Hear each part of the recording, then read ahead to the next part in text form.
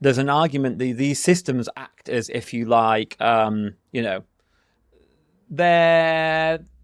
guardrails to stop you going wrong, to catch you when you screw up, to mitigate when you basically lose attention.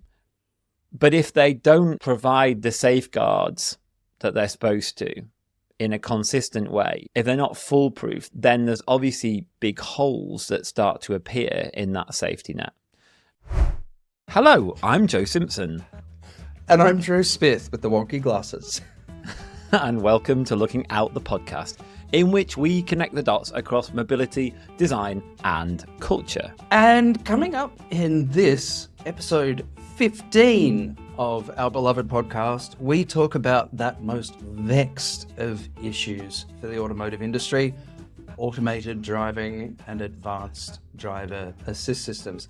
Now, I should say up front that neither of us are experts in safety systems. Neither of us are experts in the legislatory environment that surrounds the use and design of these systems.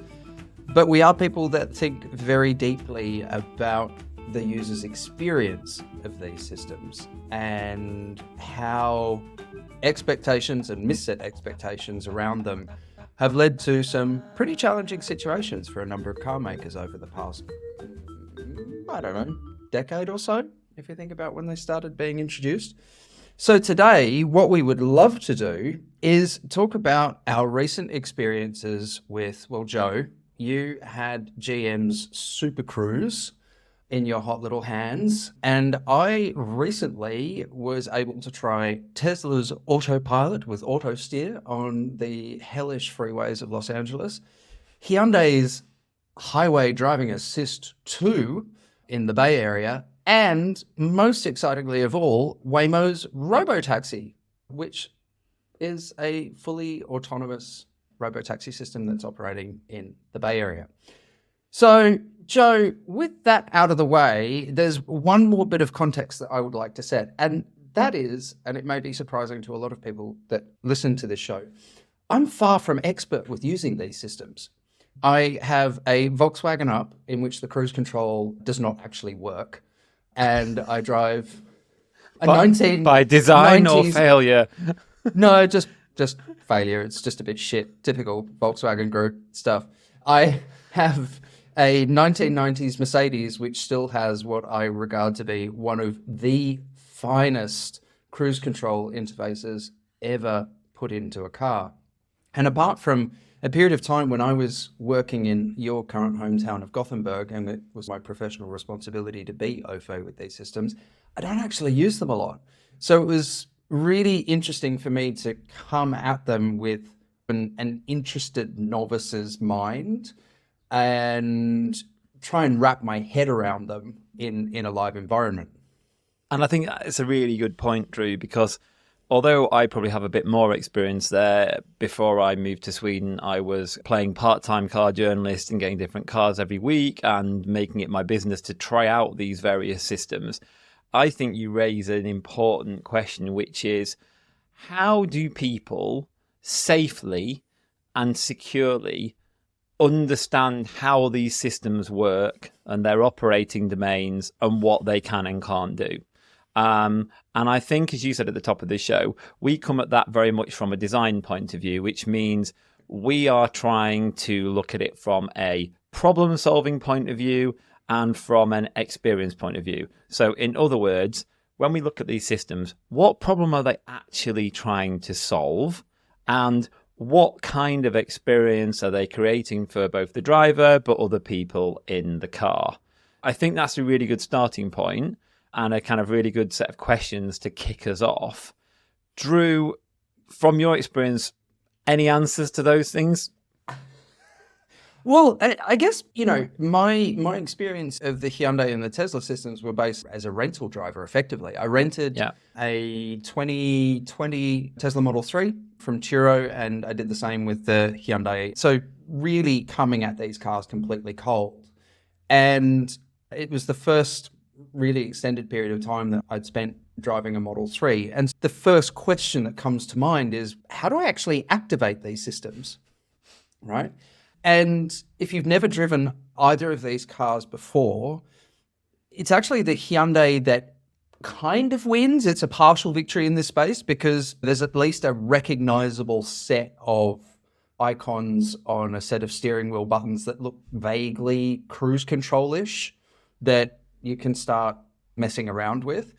With the Tesla, you actually don't know that the stalk to the right of the steering wheel is actually the primary interface for how you activate and deactivate the system. Is there any labeling or iconography on that stalk? I can't remember. It's a while since I've driven a Model 3.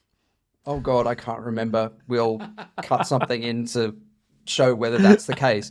But look, in the interest or in the vein of the Tesla's creator, Elon Musk, I decided to fuck around and find out. And I think this is the nature of these systems when you're coming at them cold, is you are doing a lot of fucking around and finding out to determine what the operational boundaries are, what the capabilities of these systems are.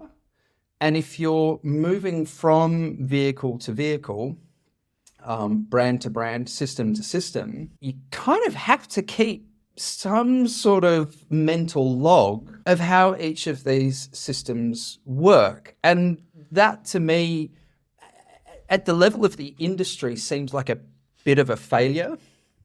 Right. It because reminds me of something... the cognitive load that you have to undergo each time you get into a new vehicle is pretty significant.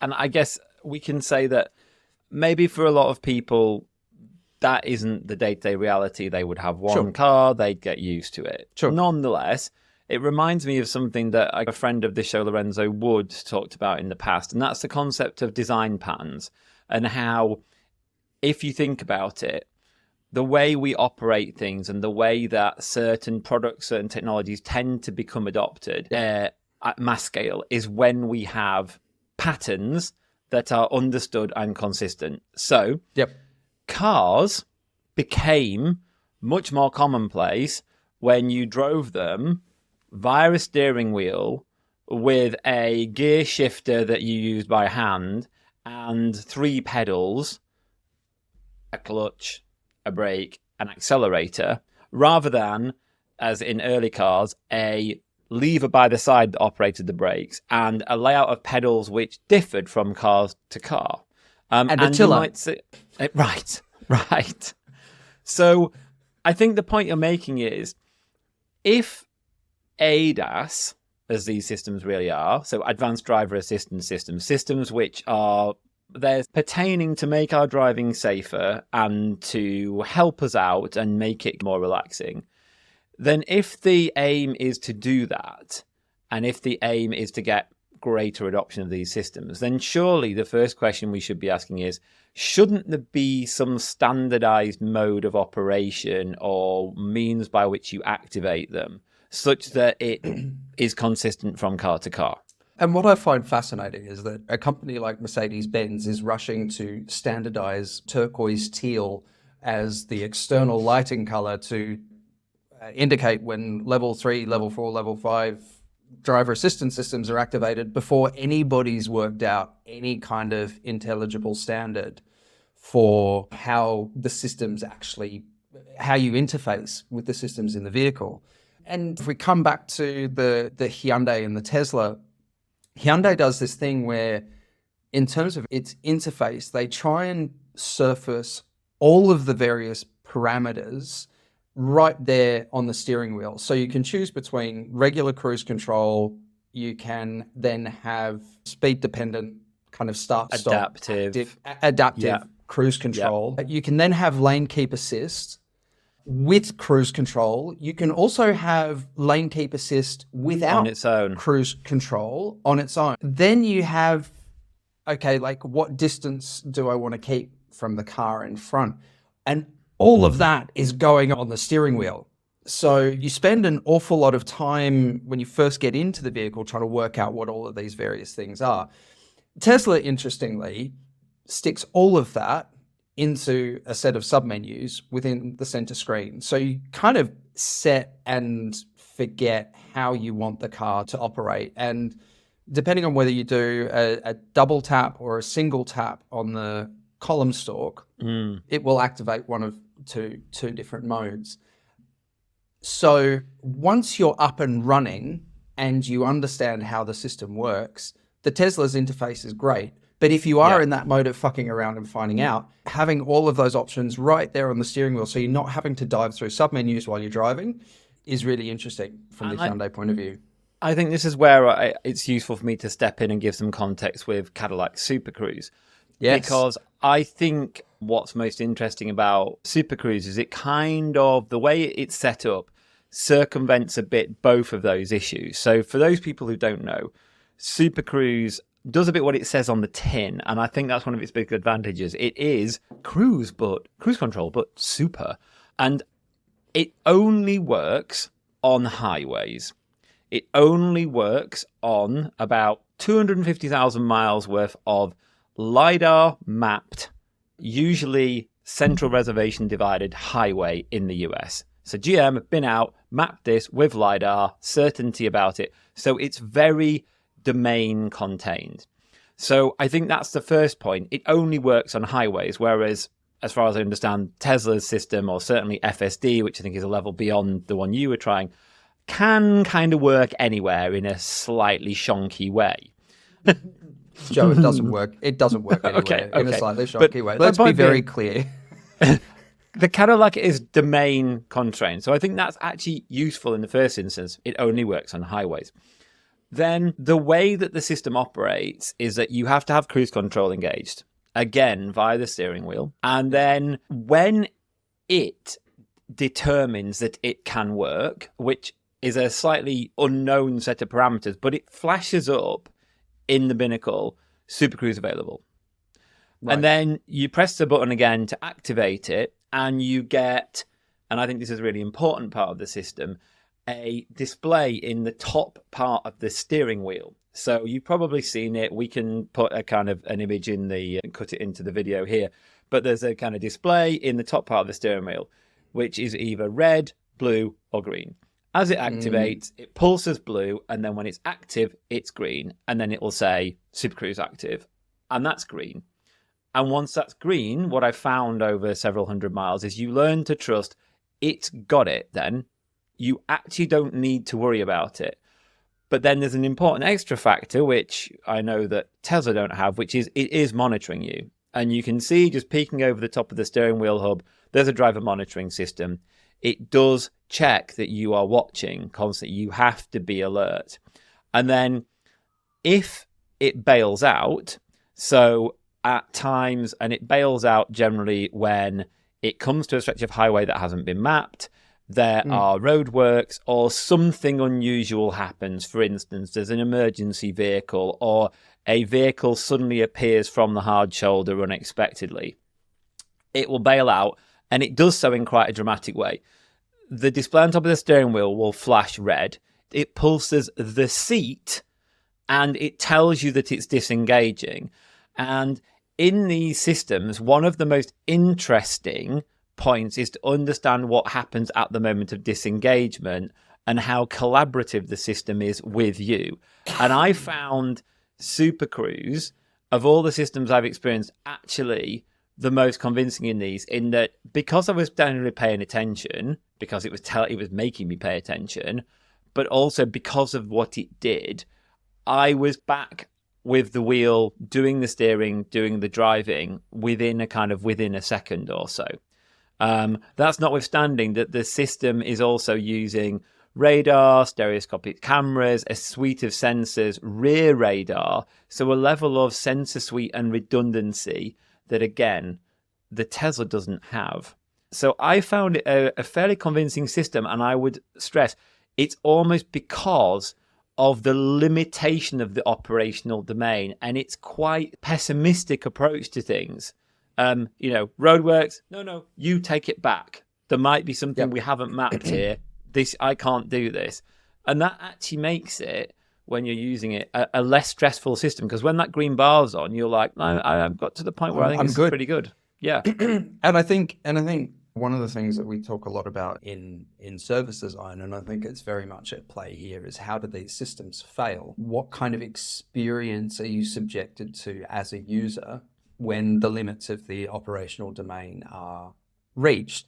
Now, GM actually makes that experience far more trust building by being very clear with you about when those operational limits are reached. Obviously, because neither Autopilot or Hyundai Highway Driving Assist, whatever it is, neither of those systems are operating within constrained domains. So that operational domain is basically always shifting depending on the conditions in which the car finds itself.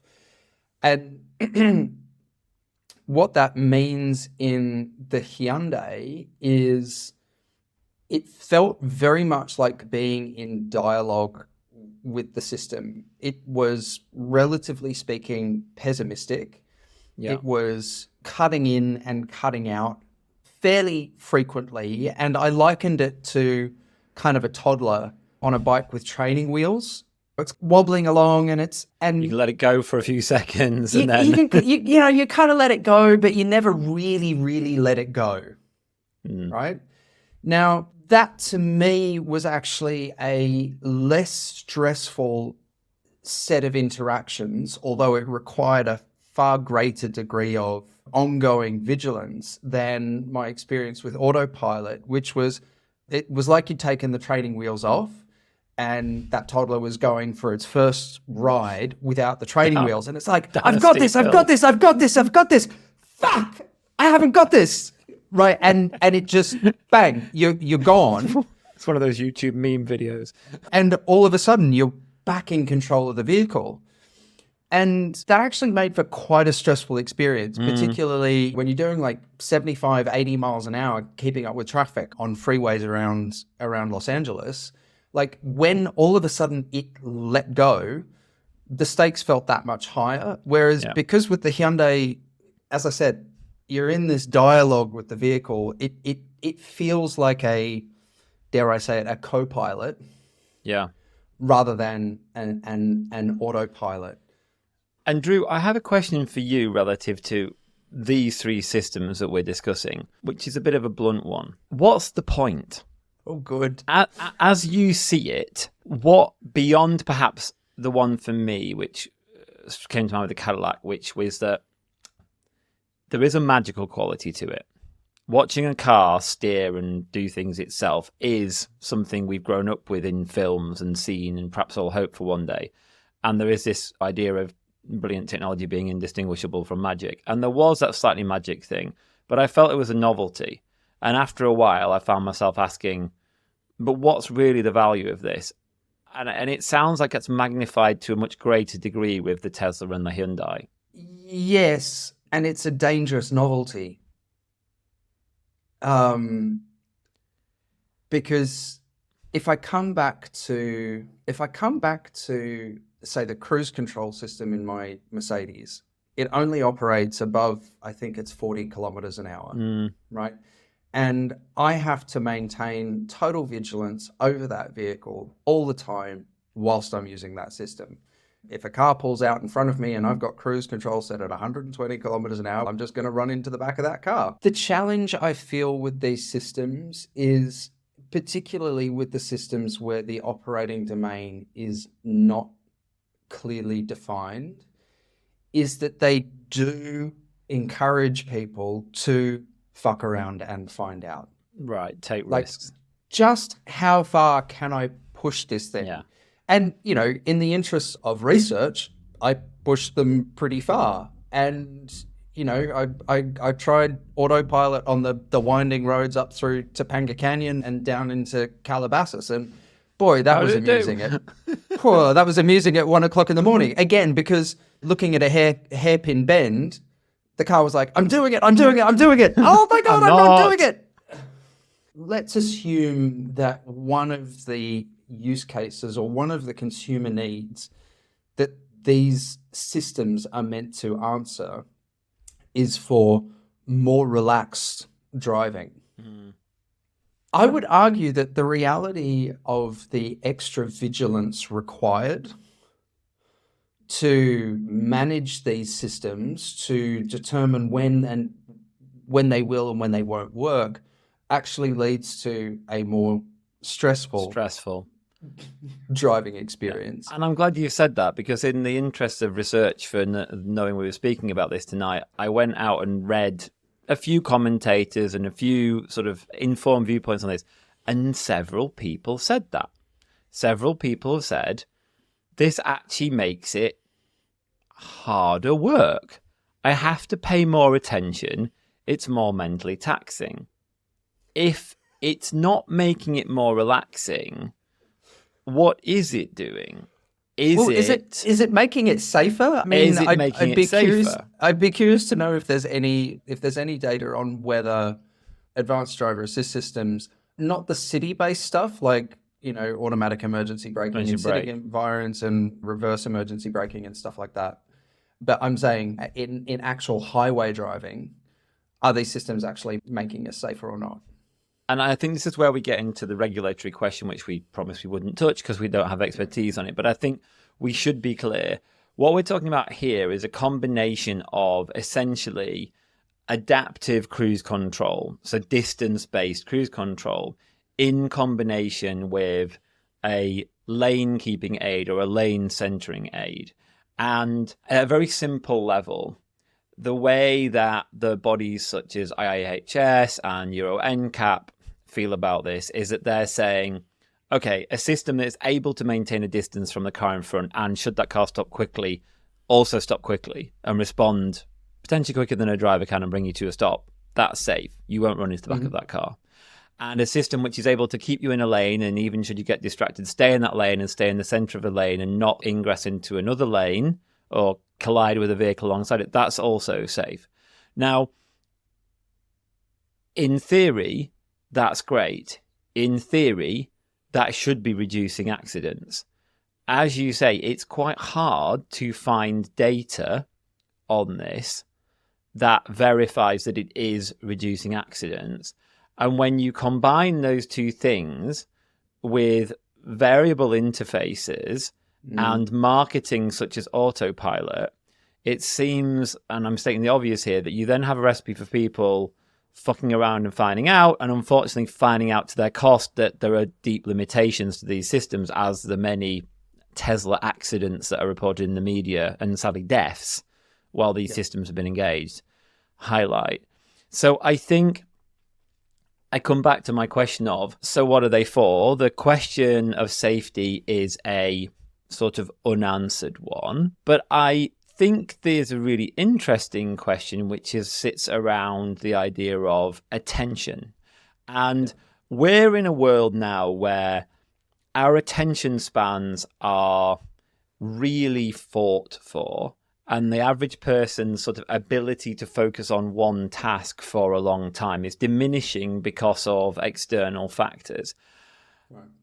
Driving for a significant period of time is actually now one of the most continuous, focused activities that any of us will do.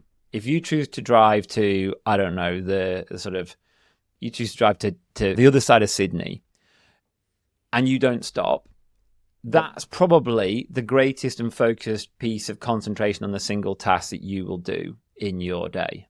Yeah. Are people actually focused solely on the task of driving that entire time? So this is where it gets very interesting with these assistance systems. On one hand, you say people are so distractible these days. Our attention spans are reduced. You might have people in the car, you might be doing phone calls, and you might be tempted to pick up your phone. That there's an argument that these systems act as, if you like, they're guardrails to stop you going wrong, to catch you when you screw up, to mitigate when you basically lose attention. But if they don't provide the safeguards that they're supposed to in a consistent way, if they're not foolproof, then there's obviously big holes that start to appear in that safety net.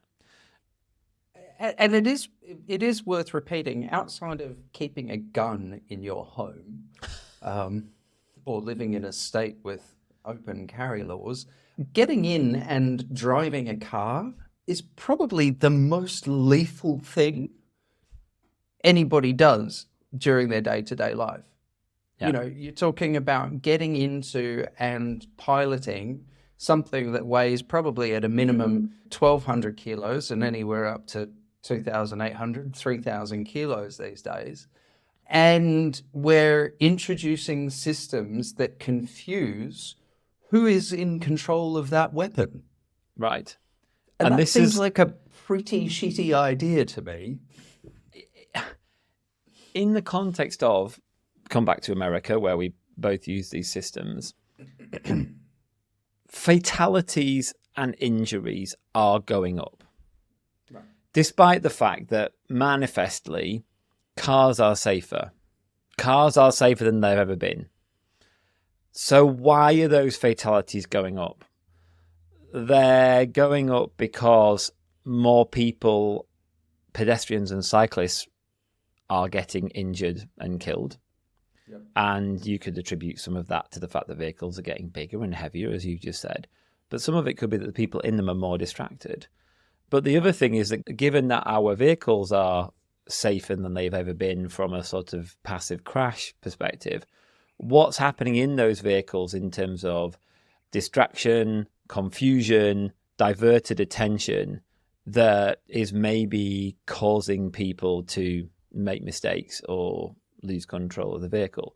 And I'm not here to be on a high horse about saying we need to ban all these systems. Far from it. I'm not here to say we need to take screens out of the vehicles, but I'm saying that it feels to me like an extension of our conversation with CES, where at the moment technology is being applied. It's not being applied consistently, and it's not being applied with the benefits that we might have been led to believe it could provide. Yeah, and I think this it comes back to this lack of standardization and this lack of, I would say, a considered and coherent response across the industry on how these systems are designed and deployed and communicated about.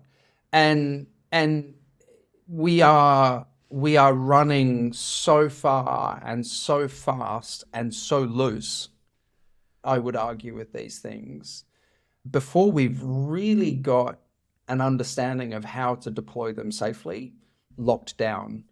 I'm not so sure it's a counterpoint to all of this, because there are plenty of people who will take issue with what we're about to talk about, is something like Waymo. Right? So for people who aren't familiar, Waymo is a robotaxi company currently operating in a couple of cities in the United States.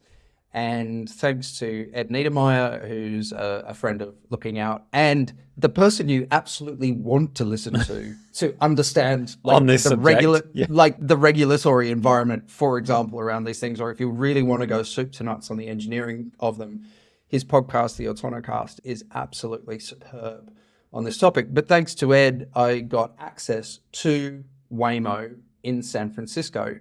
So before we get into having a conversation about my experience there, why don't we take a break and watch a little bit of video that I took from that experience.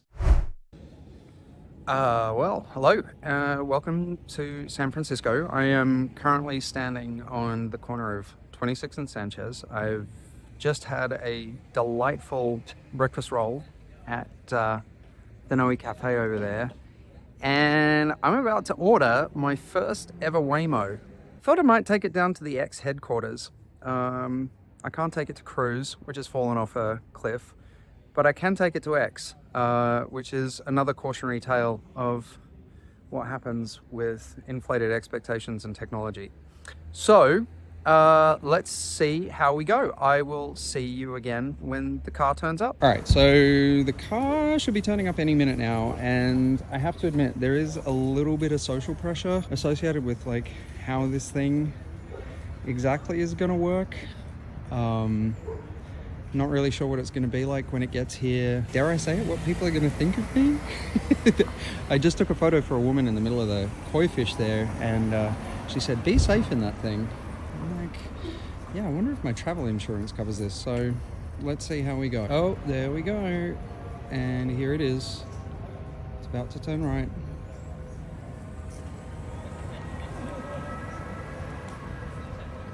All right, what's gonna happen?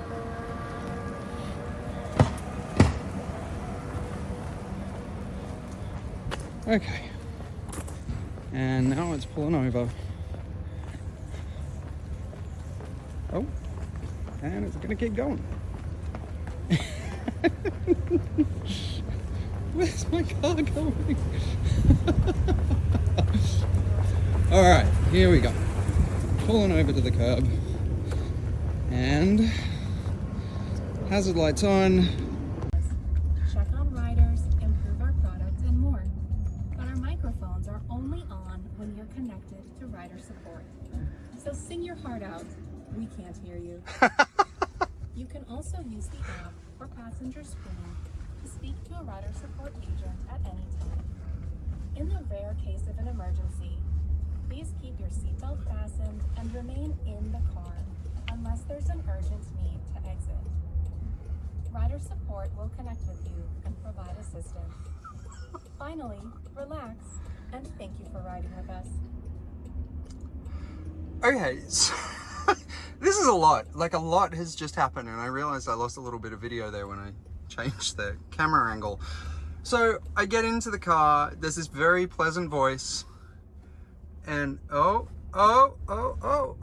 okay. Kind of welcoming to the car by name and encouraging me to buckle up my seatbelt. I didn't quite get that done in time, so it started beeping at me. And I have to say, it feels, and I never thought I would say this, so far, and we're what, like a couple of minutes in at most, this feels like the most natural thing in the world. And that's amazing. Like, both amazing and terrifying. I have to say, this thing is far more confident at driving on the wrong side of the road than I am, that's for sure.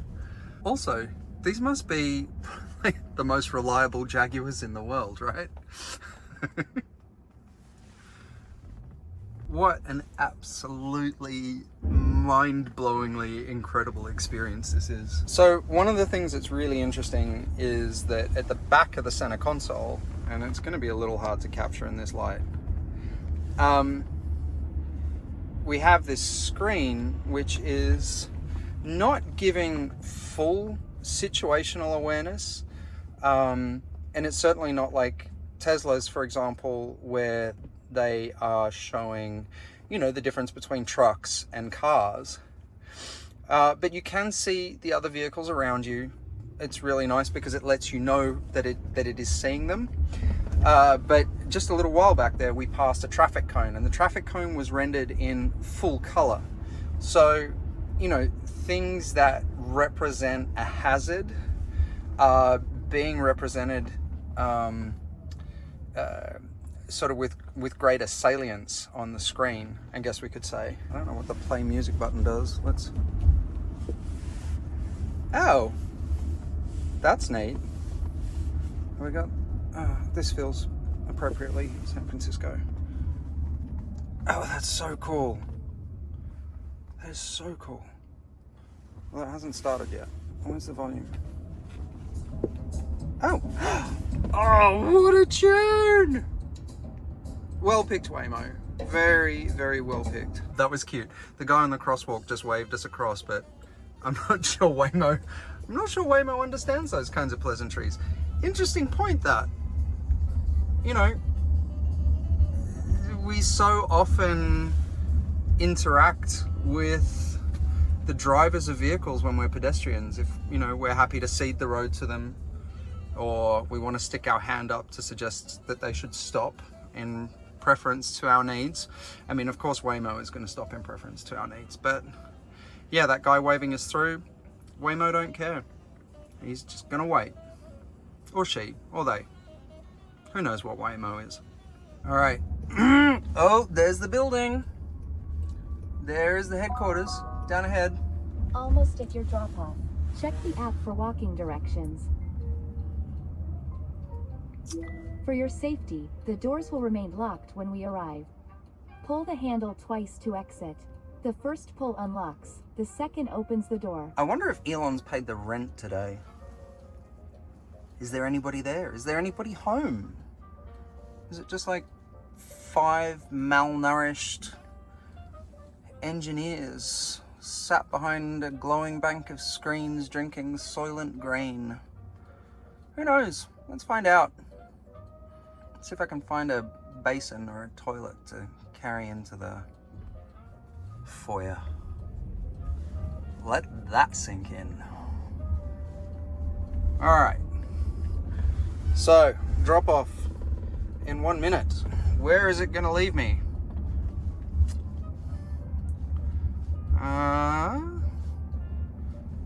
Turn. Oh, okay. We're going to go straight ahead. And. Oh, there's a car right there. It's gonna. Where's it gonna leave me? Oh, we're going around the block. Oh, we're going for a 3-minute drop off now. Right, so because it couldn't find a place, I'm guessing that it was happy to pull over, we're going to go around the block again. That's interesting. Almost at your drop-off. Check the app for walking directions. For your safety, the doors will remain locked when we arrive. Pull the handle twice to exit. The first pull unlocks, the second opens the door. Oh, I see. Finding a spot to pull over. Yes, good Waymo. Pulling into a back alley. Are you happy with this? You happy? You happy, Waymo?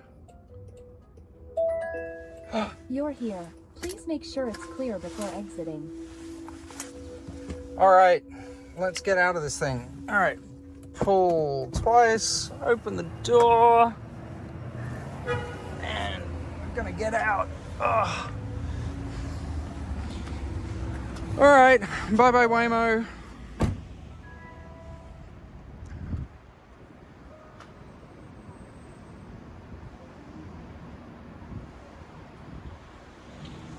And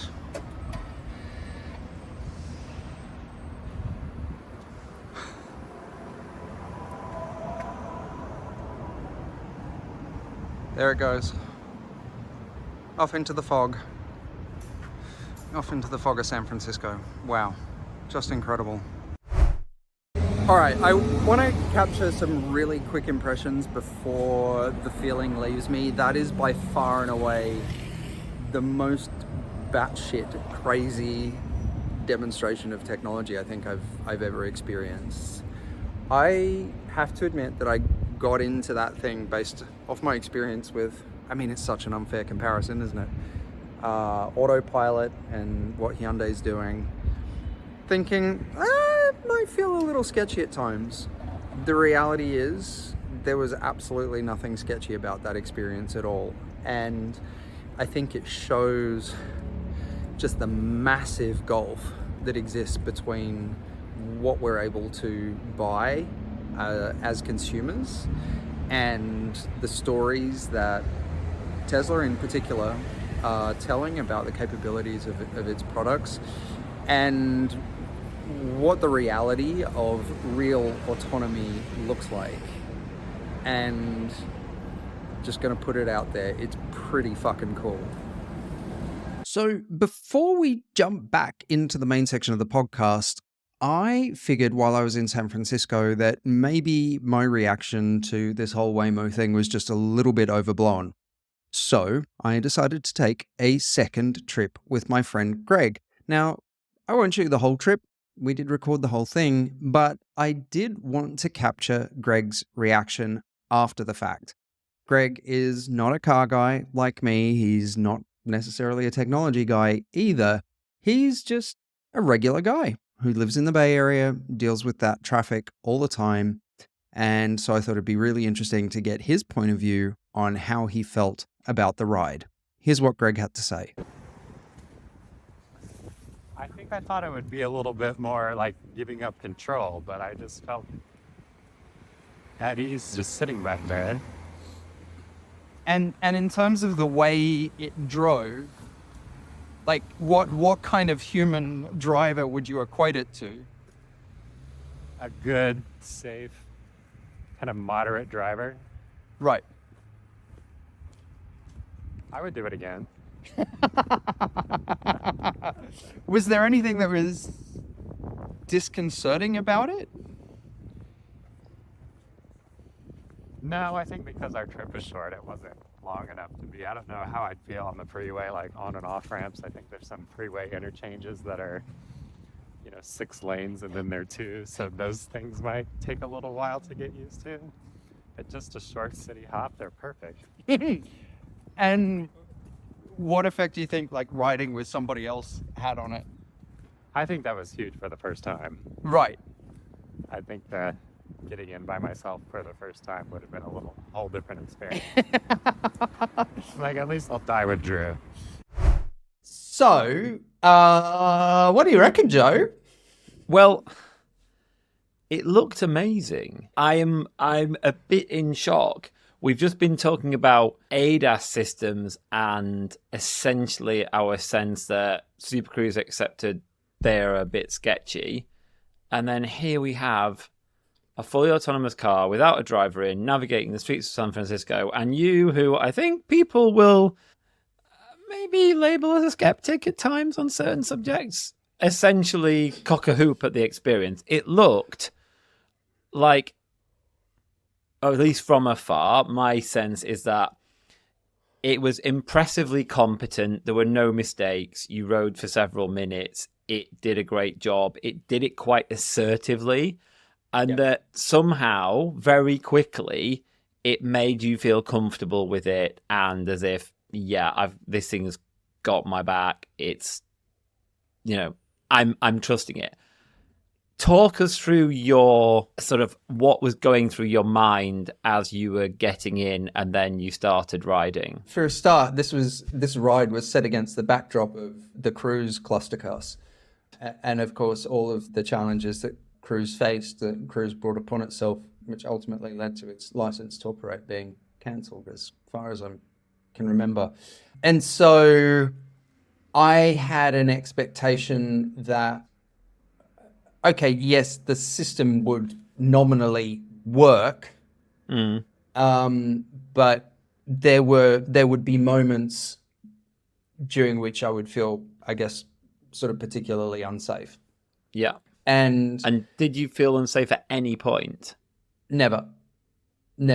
And from the way the app signals the arrival of the car to how the voice within the vehicle welcomes you and sets expectations and helps you understand what's going on, to the way that the displays within the vehicle, which you could see in that video, are showing a level of situational awareness, but not everything. Right. Those displays are showing you enough to know that the car is seeing the critical things. Yeah. The displays are showing you, for example, traffic cones in bright orange, right? We can see the traffic cones, but, buses, trucks, cars, and humans are all sort of rendered in sort of soft grays. Yeah. So, it's focused on the right stuff, if you like. What is interesting, obviously, is that the car or the system doesn't take any liberties like a regular cab driver would. So in the opening of that video, you saw that the car, I thought, was going to pull up, but it wasn't satisfied with the space available to it in front of where I was standing. Yes. So it drove on to find a safe spot. I had to kind of sprint after it. And did it sort of tell you it was doing that in the app? I mean, this feels like potentially the slightly grey area of the system right now, the whole pick up and drop off and where it goes on the street when there's not space and how it makes that feel safe and how it communicates to you. For sure. So with familiarity, I would have known that when the car was finally parked and available for me to get in, I would have received a notification around that. But because this was my first time using it, I'm like, oh shit, the car's running away. Yeah, you're used to an Uber leaving within I must 30 catch seconds of my getting car. there. Yeah. Right? What is interesting about that, and I guess look, what would happen if it was a cab driver is they'd just double park. They'd just pull up wherever. And Waymo's clearly made a decision that's not in its best interest to do. Where that gets interesting, though, was at the end of that journey, as we saw in the video, I ended up having to go quite a long way around the block because the first parking space that the vehicle thought it had available to it, again, it was not satisfied. So it added, I don't know, probably another 2 or 3 minutes onto the journey until it could pull up at a space which it considered, again, like a human cab driver just would have pulled up and gone, yeah, whatever, we're good. Whack on the hazard lights and I'd get out. So I think Greg's reflection was really interesting. I said when I asked him, what kind of human driver is this? I think he said a safe, moderate human driver. And I think your word around assertive is good. The programming of it is definitely not aggressive. No. But intentions are clearly signaled and acted upon. And you're never really left in any doubt that this thing has control. Yeah, it didn't strike me in watching those videos. It didn't strike me that it was hesitant or pussyfooting around at any point. And I feel like that was probably a key part of building trust. It's driving like a confident driver that knows what he's doing or she's doing and knows the area. Exactly. And there was one section in that video where the car pulled what I thought was a punchy move. You know, it was not the move of a demure computer. It was somebody going, no, there's a space there. It's safe for me to go. I'm going to go for it. Yeah. And of course, these are all things that those systems that we were talking about before simply can't do. I think a couple of things about this are interesting. One is that when we compare that system to the ones we've been talking about before, I think there's been a sort of direction of travel in terms of mindset and message that started off with, we're going to get to autonomous, this is a few years ago, we're going to get to autonomous driving quite quickly. And on the way there, we're going to go through these kind of SEA levels of assistance to arrive at that.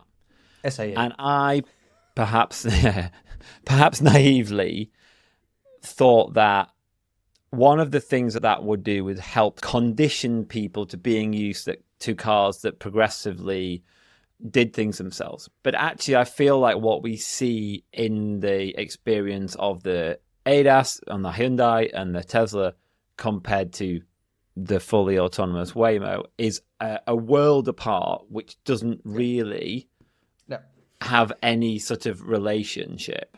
Now, Ed has a really interesting take on this, and when he expressed it to me over breakfast in Portland, I was like, oh my God, this is fucking genius. Part of the problem with talking about autonomous cars and levels of autonomy in cars is that we bring a whole bunch of assumptions about what a car is, and we mash that up with some fairly vague ideas about what autonomy means. Yeah. And there's not even firm agreement within the SAE levels about what level 1 is, what level 2 is, 3, 4, or 5. You know, people talk about level 2 plus or level 2 plus plus. Like, what is that? You know, how as consumers are you ever supposed to get a clear idea about the capabilities of the vehicle? And Ed said, just talk about them as robotaxis, you know, or talk about it as a taxi bot. Yeah. As soon as you call something a robot, It and you changes the mental don't model. talk about it as a car, Yes. it fundamentally changes your mental model. And Yeah. this is something that Ed's been talking about within this sector for quite a while. Cars are things we own and love and fetishize and drive. use to project our own image and drive in ways which perhaps reflect our personality or kind of create body language. Yep. A robotaxi is something that assists us and takes away chores and does things that, are just menial and that maybe we don't want to do, or that just, in this case, take us from one place to another. And there's an expectation with a robot that we don't take control of it, right? That it is programmed in such a way that it serves our needs, and it serves our needs reliably and safely. With a car, that's something that for 120 years we've controlled. Yes. Mastering the machine, putting on our string backs and going for a Sunday drive. Dab of oboe, like all of that stuff. And that's resolutely not what these things are about. And yet, I guess to just close on this, if I step back and I put a bit of a journalist hat on here, I would say watching those videos, it's deeply impressive what this vehicle can do. And as a robocab, yes, I can see how these things may have a role in the future, may become at some point in our lifetimes something which we expect to see on more city streets. If I take away the novel amazement at it doing the driving so competently, I feel there's a load of edge stuff which is quite important, like where it pulls up, how you get in and out, you being able to say, I actually just want to bail here, that will need sorting, and potentially in that trade-off against a cab, it's probably not doing a better job than at the moment. Is that your sense too, if you step back from it? Or was it so enthralling and amazing that you're like, no, 100% it was better than taking any cab I've taken in my life? No, not necessarily. And I think there's also a whole bunch of social and cultural implications that come into play, which we could probably fill an entire show with a conversation about. I think it's an extremely impressive demonstration of where we're currently at with technology that's considered safe to put on the roads. Yeah. And it's useful as a comparison to show just how far away from that the systems that OEMs talk up are. Do I think individuals riding in robotaxis are the solution to the problems of traffic and moving people from A to B and stuff from A to B in our cities? No, I don't. I don't think it. I can't imagine a city full of Waymos being any better than a city full of individual drivers in their cars. Right. But at the level of a technology demonstration, it's just hugely, hugely impressive. And it shows what a part of a future mobility system could look like. But it is not, it's not the be all and end all. And I don't think Waymo positions it that way either. And I think all credit to Waymo and Alphabet for really what they've done. They've done this steadily, quietly, consistently, and with a sort of safety culture around it, I think that maybe other players in the space, mentioning no names, Cruise, have maybe taken liberties with. But have managed to not drag a woman 20 feet or drive into wet concrete or shut down outside a concert because the cell network went down. Anyway, Joe, you were saying? Close us out on this. What's your prognosis? What's your paint me a picture 20 years from now? I think you've said what you needed to say about the Waymo. You said, I can see a robocab future. But with the cars, let's go back to the cars and the cars we drove. How do you feel that's going to play out? I think until there's as I said before, I think until there's a set of kind of standard interfaces, clear definitions of operating domains, standards around security, data privacy, where these systems work and how they work, we will continue to run into situations where the technology lets us down Yeah. and fundamentally undermines our trust, because you have everybody's running at this issue in slightly different ways, promising slightly different things, offering up slightly different constraints. Think about the system in the Mercedes S-Class, which can operate in the state of Nevada up to 30 miles an hour, so long as it's not raining, which, okay, I mean, in Nevada, not such a problem, but okay, like, how useful is that? Back to our question way back in the podcast. So, yeah, my personal take, my non-expert take, is that until this stuff is standardized and everybody's heading in the same direction, we will keep getting unpleasant surprises. We will keep undermining trust in the technology in a way that Waymo and Waymo's approach to this stuff is trust building.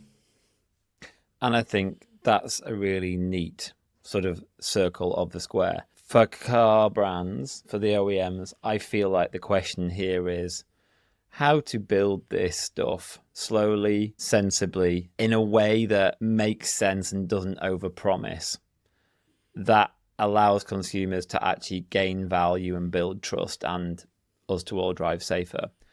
While there's basically, and frankly led by Tesla, a marketing war going on with a race to bring additional features, new functions, and names which overpromise. And I think for that, for all our criticism, I think what GM have done with SuperCruise in Cadillac is the right approach. And I think for anyone who wants to understand where the best in the business is in these systems right now, that's the one I would advocate you try.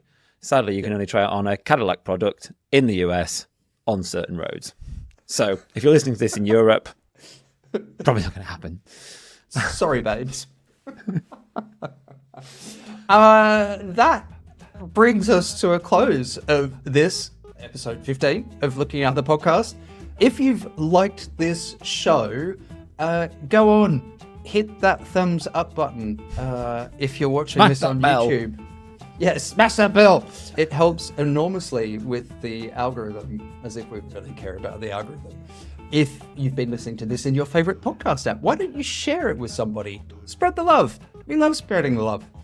Before we go, I'd love to do a massive shout out to Chris Bonelli from Waymo, and to Ed Niedermeyer for making my ride in the Jaguar I-Pace Robotaxi possible. It was thank you to just both of you. absolutely epic. So thank you so much for organising that. Coming up in our next show, we're going to be addressing another vexed topic. We love vexed topics on Looking Out the Podcast. We're going to be looking at the new Macan EV. And Drew might be getting his Photoshop pens out again. You've been warned. Looking Out the Podcast was written and presented by Drew Smith. And Joe Simpson. This is Drew Smith. Thank you so much for listening and for watching. Ow! Fucking thing. I got my fingers trapped in a fucking microphone stand. I know what's going in the fucking outtakes.